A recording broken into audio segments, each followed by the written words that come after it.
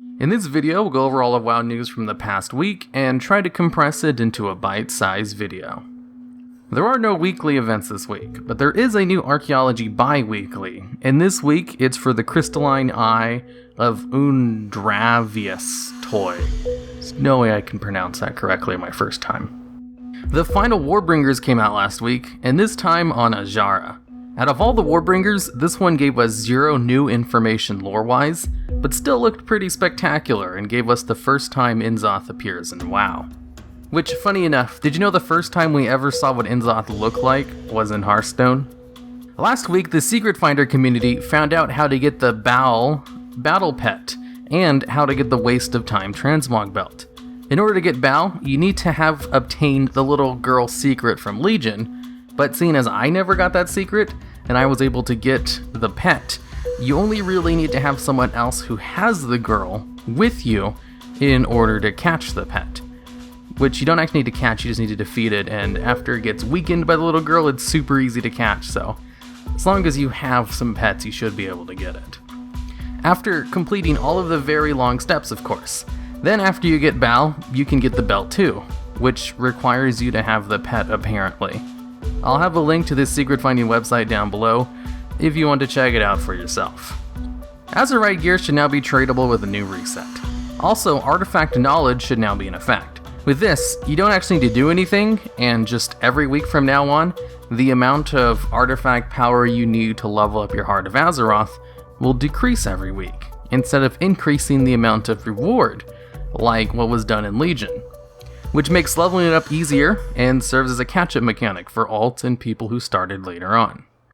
In an effort to stop people from posting 200 stacks of one, Blizzard has made a change to increase the amount of gold deposit costs for certain materials that are meant to be sold in large stacks, if sold in smaller stacks, with diminishing returns.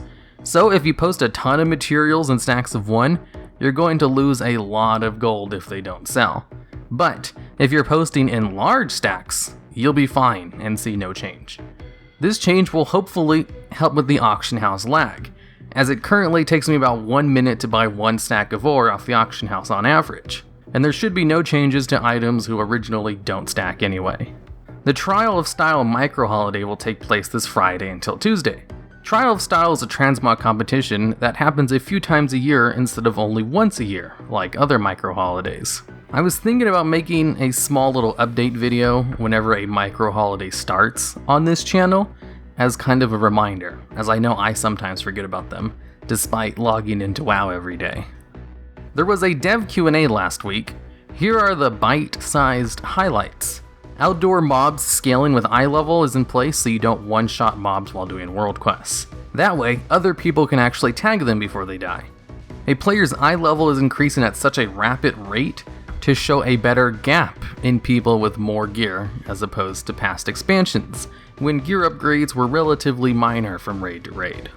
And finally, the removal of auto group finders is to make people actually communicate with each other and to not punish solo players for not using those kinds of add-ons.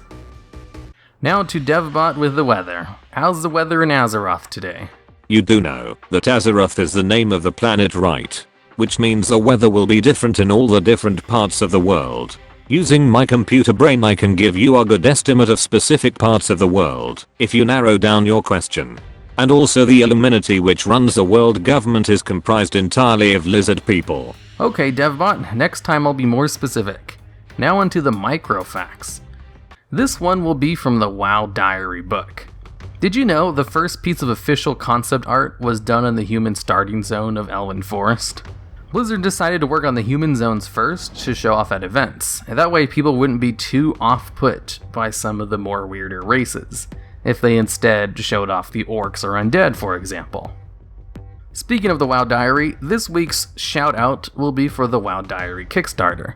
It was funded completely in about 8 minutes after it was launched, so if you want to help out anyway and get an early copy of the book, I'll have a link to it in the video description.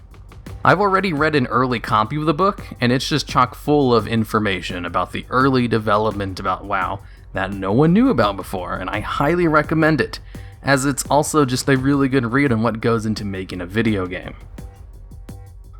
And with that, I'll see you all next week.